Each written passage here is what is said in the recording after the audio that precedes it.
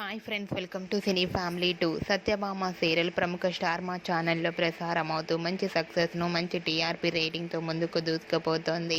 ఈ serial heroine Debjani Modak. Debjani ఈ సీరియల్లో సత్య క్యారెక్టర్లో నటిస్తూ తనకంటూ ప్రత్యేకమైన గుర్తింపును సంపాదించుకుంది. డెబ్జానీ ఈ సీరియల్లోనే కాకుండా తమిళ్లో మరో సరికొత్త సీరియల్తో మన ముందుకు రాబోతోంది.